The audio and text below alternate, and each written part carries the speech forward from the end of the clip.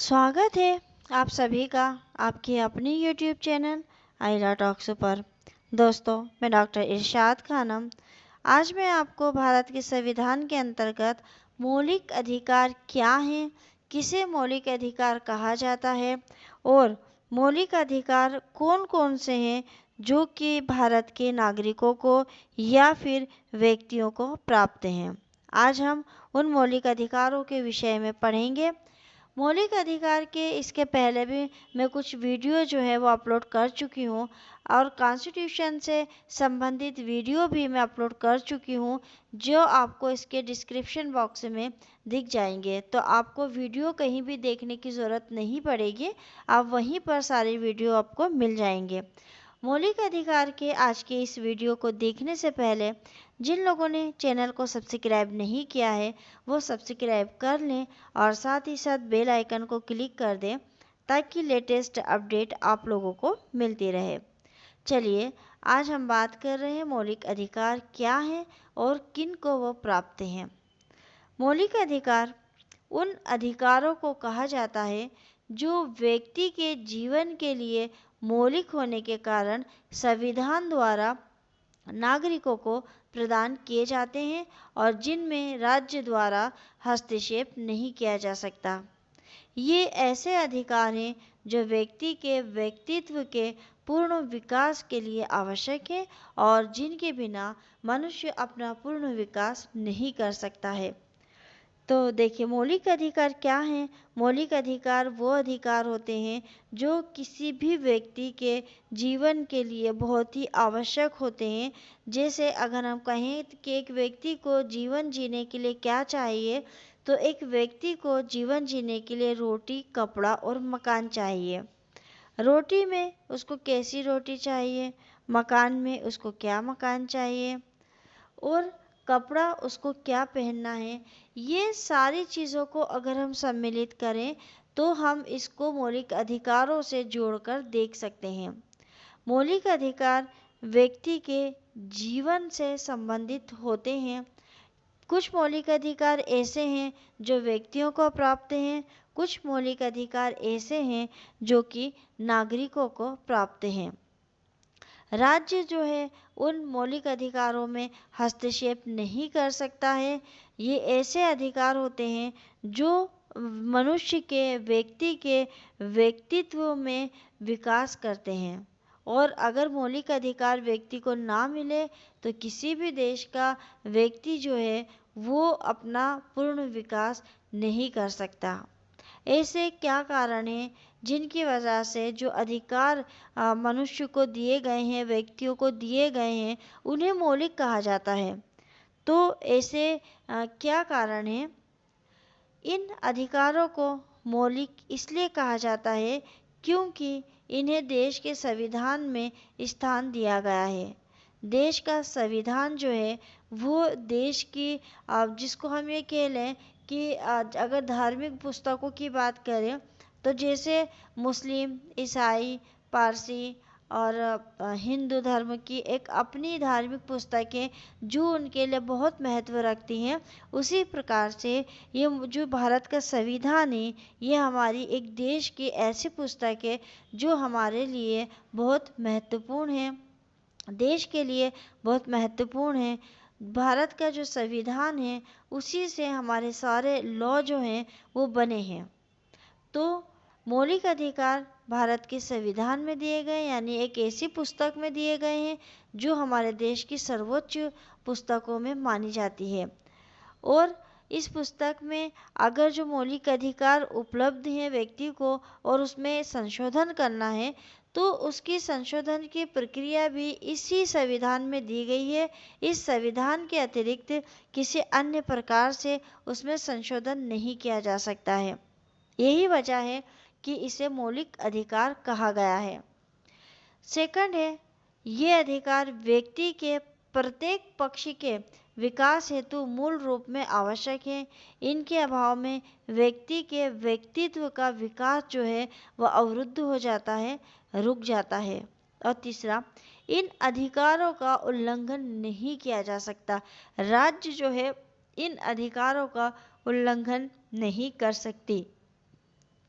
चौथा है मौलिक अधिकार न्याय योग्य हैं तथा समाज के प्रत्येक व्यक्ति को समान रूप से प्राप्त होते हैं। मौलिक अधिकार जितने भी दिए गए हैं वो प्रत्येक व्यक्ति को एक समान रूप से प्राप्त है। जाति, लिंग, धर्म के आधार पर किसी भी व्यक्ति के साथ भेदभाव नहीं किया जा सकता है। जो भी मौलिक अधिकार है वो सारे व्यक्तियों को, भारत के समस्त व्यक्तियों को, नागरिकों को ये समान रूप से प्राप्त होते हैं और इनको प्राप्त करने के लिए न्यायालय में भी जाया जा सकता है। मौलिक अधिकार अमेरिका से लिए गए हैं और भारत के संविधान के भाग 3 में अनुच्छेद 12 से लेकर 35 तक जो दिए गए हैं वो मौलिक अधिकार हैं। ये वो अधिकार हैं जो व्यक्ति के भौतिक व नैतिक विकास के लिए अनिवार्य माने जाते हैं और जिन्हें संविधान का विशेष संरक्षण प्राप्त होता है। भारत में अगर हम अधिकारों की बात करें कि एक व्यक्ति को कितने प्रकार के अधिकार दिए गए हैं, तो भारत में अधिकारों को हम 3 भागों में बांट सकते हैं। पहला है मौलिक अधिकार, जो संविधान के भाग 3 में वर्णित है अनुच्छेद 12 से 35 के अंतर्गत। संवैधानिक अधिकारों की अगर हम बात करें तो संविधान में भाग 3 से बाहर जो प्राप्त अधिकार है, जैसे अनुच्छेद 300A संपत्ति का अधिकार, अनुच्छेद 3(1) अंतर्राज्यीय व्यापार अधिकार, ये हमारे संवैधानिक अधिकार है जो हमको संविधान ने दिए हैं। अनुच्छेद 30(1) में जो संपत्ति का अधिकार सम्मिलित किया गया है वो पहले मौलिक अधिकारों में ही सम्मिलित था।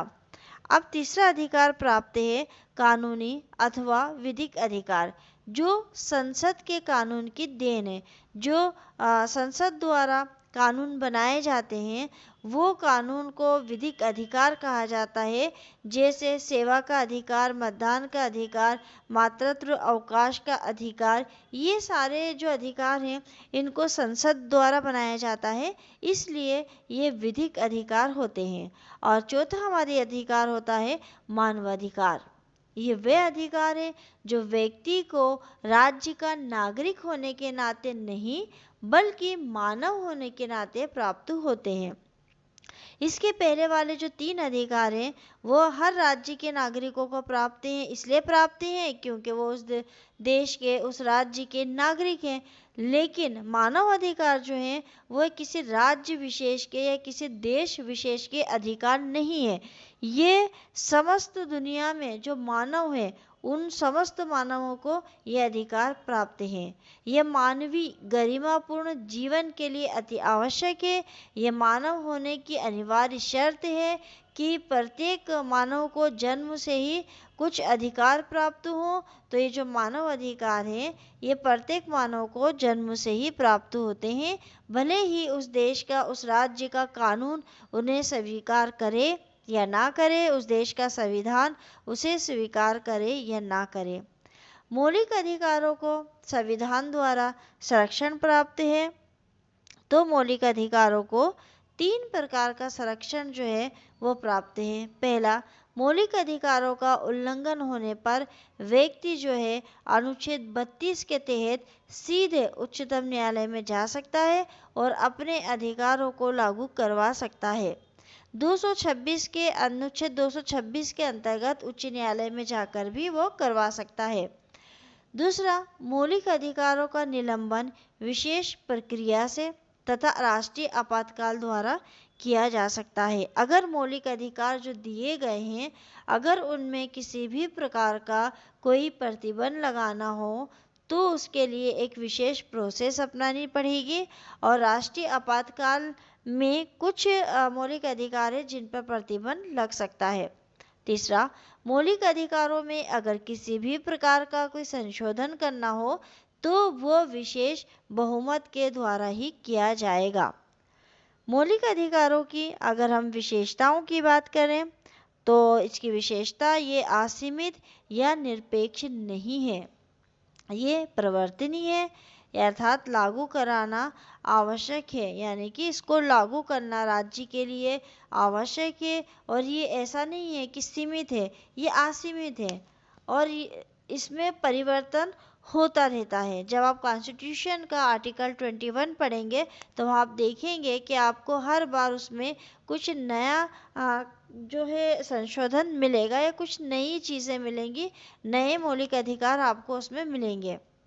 कुछ मौलिक अधिकार भारत में केवल नागरिक को प्राप्त हैं, किंतु कुछ देश के नागरिकों और विदेशी नागरिकों दोनों को प्राप्त हैं। कुछ मौलिक अधिकार केवल राज्यों के विरुद्ध और कुछ जो है राज्य के और नीति दोनों के विरुद्ध हैं। अब इसमें बहुत सारे ऐसे इम्पोर्टेंट पॉइंट हैं जो कि कंपटीशन एग्जाम के हिसाब से बहुत ही महत्वपूर्ण है। ये भारत के संविधान का मैग्ना कार्टा कहा जाता है। ये ब्रिटेन इतिहास का दस्तावेज है।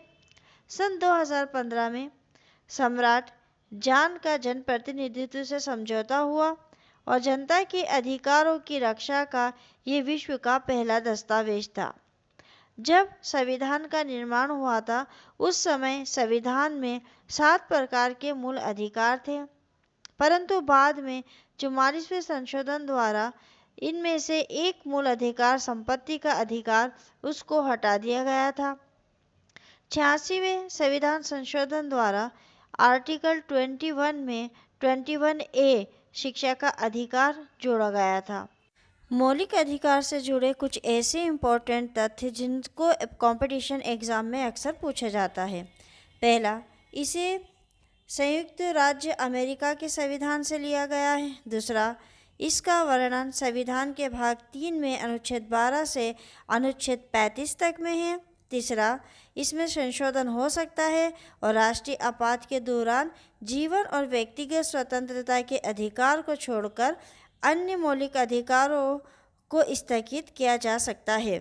संविधान निर्माण के समय में संविधान में 7 मौलिक अधिकार दिए गए थे, लेकिन 44वें संविधान संशोधन द्वारा इन अधिकारों में से एक अधिकार यानी कि संपत्ति का अधिकार को मौलिक अधिकार में से हटा दिया गया है और अब इसमें केवल 6 जो मौलिक अधिकार है वो शेष बचे हैं। पहला अधिकार है समता समानता का अधिकार, जो अनुच्छेद 14 से अनुच्छेद 18 तक में है। दूसरा, स्वतंत्रता का अधिकार, जो अनुच्छेद 19 से 22 तक में है। शोषण के विरुद्ध अधिकार, अनुच्छेद 23 से 24 और धार्मिक स्वतंत्रता का अधिकार 25 से 28। संस्कृति और शिक्षा संबंधी अधिकार, अनुच्छेद 29 से 30 और संवैधानिक उपचारों के अधिकार की अगर हम बात करें तो अनुच्छेद 32 और जो 7वां था संपत्ति का अधिकार वो हटाकर 44वें संशोधन द्वारा हटा दिया गया है और अनुच्छेद 31 को भी 44वें संशोधन द्वारा हटा दिया गया। अनुच्छेद 33, 34, 35 में कोई भी अधिकार नहीं है बल्कि अन्य किसी और से संबंधित चीज़ें उसमें सम्मिलित की गई हैं। तो अभी हमारे पास वर्तमान समय में कुल ये 6 अधिकार हैं जो कि मौलिक अधिकार के रूप में प्राप्त हैं। अब हम थोड़ा सा ये देख लेते हैं कि साधारण कानूनी अधिकार जो व्यक्तियों को मिले हुए हैं और जो मौलिक अधिकार मिले हैं उनमें क्या अंतर है। मौलिक अधिकार क्यों इतने महत्वपूर्ण हैं। साधारण कानूनी अधिकारों को राज्य द्वारा लागू किया जाता है तथा उनकी रक्षा राज्य द्वारा की जाती है, जबकि मौलिक अधिकार जो हैं वो किसके द्वारा लागू किया जाता है, देश के संविधान द्वारा, और संविधान द्वारा ही उसको सुरक्षित किया जाता है। साधारण कानूनी अधिकारों में विधानमंडल द्वारा परिवर्तन किया जा सकता है। जो हमको बाकी के अधिकार दिए गए जैसे वोट डालने का अधिकार या कोई और ऐसा अधिकार जो विधि द्वारा हमको प्राप्त है, तो उसके अंदर अगर संशोधन करना है तो विधानमंडल भी उसमें संशोधन कर सकता है। लेकिन अगर मौलिक अधिकारों में जो हमको ये सारे मौलिक अधिकार 6 प्रकार के दे रखे हैं, अगर इनमें किसी भी प्रकार का कोई परिवर्तन करना हो तो उसके लिए संविधान में संशोधन करना आवश्यक होता है। संविधान में संशोधन करके ही मौलिक अधिकारों में परिवर्तन किया जा सकता है। तो मित्रों, आज की वीडियो में हमने पढ़ा है कि मौलिक अधिकार और जो साधारण कानून अधिकार है उनमें क्या अंतर है, वर्तमान समय में कुल कितने मौलिक अधिकार हमको प्राप्त हैं, और कुछ मौलिक अधिकारों से जुड़े हुए ऐसे तथ्य भी पढ़े हैं जिनके विषय में एग्ज़ाम में कंपटीशन एग्ज़ाम में कुछ क्वेश्चन पूछे जाते हैं। अगर वीडियो आपको पसंद आता है तो आप लाइक, कमेंट्स और शेयर करिए। ज़्यादा से ज़्यादा सोशल मीडिया के माध्यम से इसको शेयर कीजिए। और अगर अपनी आप कोई राय, विचार जो विधि से संबंधित हो रखना चाहते हैं तो फेसबुक पर जो आप ग्रुप बना हुआ है, फेसबुक पेज बना हुआ है, फेसबुक का ग्रुप बना हुआ है, आप उसको ज्वाइन कर सकते हैं। और ज्वाइन कर के वहाँ पर अपने विधि के बारे में जो विचार हैं उनको डाल सकते हैं। तो मिलते हैं अगले वीडियो में एक नए टॉपिक के साथ। तब तक के लिए शुक्रिया, धन्यवाद।